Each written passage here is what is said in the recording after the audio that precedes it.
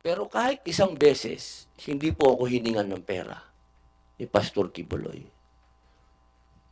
Ika nga po sa English, not even once. Ang gusto ko lamang pong sabihin, kung tayo po ay mag-aakusa at titindig,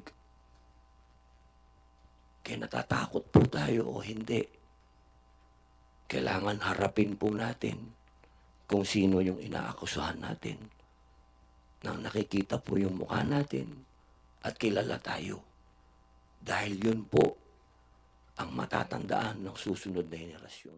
Sa birada ni Senador Robin Padilla, sa palagay nyo may pinaringgan ba talaga itong si Senador Robin Padilla, no? Pinaparinggan nga ba talaga ni Senador Robin Padilla itong si Risa Ontiveros na parang ang dating ay parang namomolitika na, no?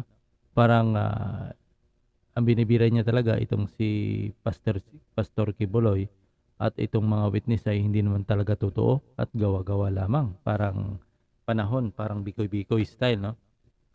Na yung mga hindi pala totoo, madaling sabi ay mayroong mga kumbaga binayaran ng mga witness. Ano sa palagay nyo? Yun kaya yung issue dito sa no kasi si Senador Robin Padilla nagsalita na rin patungkol diyan na patungkol ito sa mga witness kasi bawat hearing sa sa Senado ay iba't ibang mukha ang pinapakita ni Risa Hontiveros at ngayon niya inyong nakikita mga kabanat no na itong si Senador Robin Padilla medyo nagsalita na rin kasi nga nagtatago naman ang nagsasalita at saka sabi ni nga Senador Robin Padilla ni not even once, di ba, ganyan-ganyan pa si Senador Robin Padilla, hindi daw nanghingi itong si Pastor Kibuloy ng pera kahit yung mga membro daw nito kasi ang sabi niya napakatagal niya sa mahabang panahon ay nakasama niya talaga itong si Pastor Kibuloy at wala naman sa narinig na hingi talaga ng pera. At itong si Pastor Kibuloy pala talaga mga kabanat ay nagpupursige na matapos yung gawain ng makaliwang grupo. At yun nga ngayon ay ginagamit ni Pastor Kibuloy yung kanyang TV, no? At yung mga surindere at mga nagbalik loob na mga dating New People's Army, mga kadre ay kinuha niya sa kanyang programa para isiwalat ang katotohanan. At ngayon niya ay pinagsisikapan naman itong SMNI na i-take down.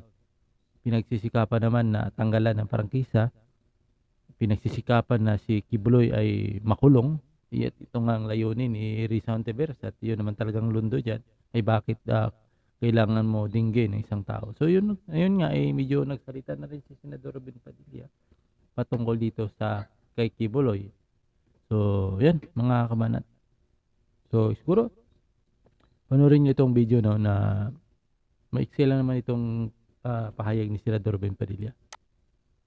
Ginang tagapangulo, ah, sa akin pong pagdalo sa pagdinig ngayon, ako po ay naliligayahan sapagkat narinig ko po ang panig ng ating mga resource persons, katulad po sa mga taga-gobyerno, naging malinaw po sa akin na ito pong pagdinig na ito ay hindi pa po nakakarating sa legal na usapin, sa napakalinaw pong pagpapaliwanag na ang lahat ng po ito ay dadaan sa investigasyon.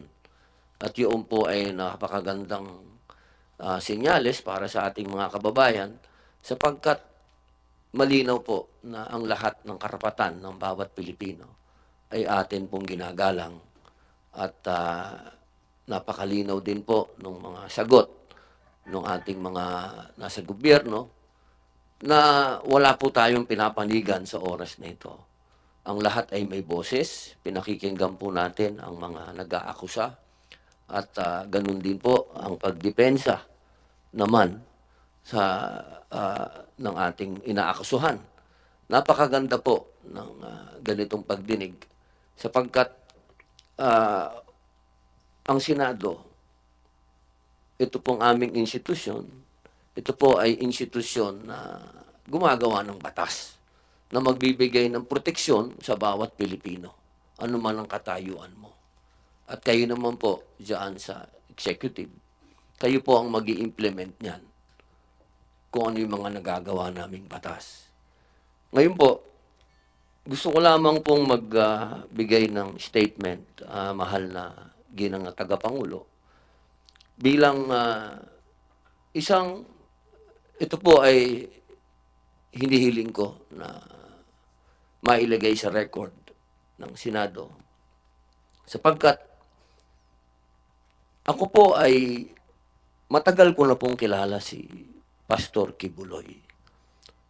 Magkasama po kami, ma'am, noong panahon ng Pangulo po ay si Gloria Macapagal Arroyo.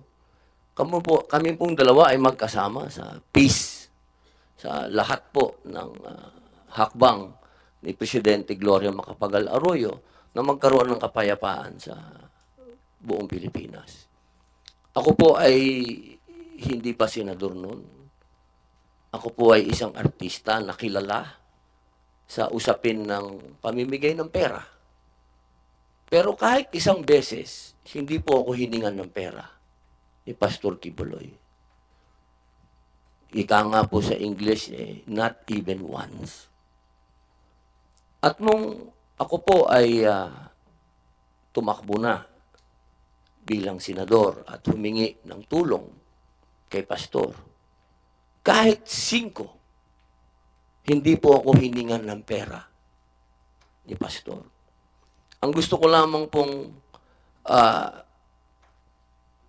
sabihin sa ating pagdinig, kung ang ating pong mga matatapang na mga witness ay nakakapagsalita patungkol kay Pastor Kibuloy, ako din po ay malayang magsasalita na hindi po ako kailanman kahit na sino sa Kingdom of Jesus Christ hiningan ng pera.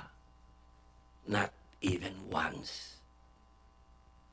At ako po ay magtatanong lamang sa ating mga witness. Alam niyo po, ako po ay gumawa ng isang pelikula laban sa New People's Army. Ito po yung Memoirs of a Teenage Rebel. Marami po sa mga kasamahan ko na gumawa ng pelikulang yan. Kaparehas po ninyo. Nagsalamin, nagtago, hindi nagpakilala. Pati yung direktor namin natakot. Pero alam niyo po, nung tinanong nila ako kung ako ba'y magpapakilala, ang sinabi ko po'y opo. Hindi po dahil sa hindi ako natatakot. Kung hindi, inisip ko po yung mga teenage rebels na naglabas ng mga mukha nila at nagsalita sila laban sa organisasyon na pinasok nila at sila'y naabuso. Ang ibig ko pong sabihin, wala po akong pinapanigan dito. Dahil ang Senado ay kakampi ng bawat Pilipino. Ang gusto ko lamang pong sabihin, kung tayo po ay mag-aakusa at titindig, kaya natatakot po tayo o hindi, kailangan harapin po natin kung sino yung inaakusahan natin. Nang nakikita po yung mukha natin at kilala tayo. Dahil yun po ang matatandaan ng susunod na henerasyon kung paano tayo tumindig. Yun lamang po. Maraming salamat po, Ginang Tagapangulo. Shukran, Senator Robin. At bago yung aking maikling closing statement at pagsuspinde na hearing, Napakinggan yung sinabi ni Senador Robin Padilla. Comment reaction about dyan sa sinabi ni Senador Robin Padilla.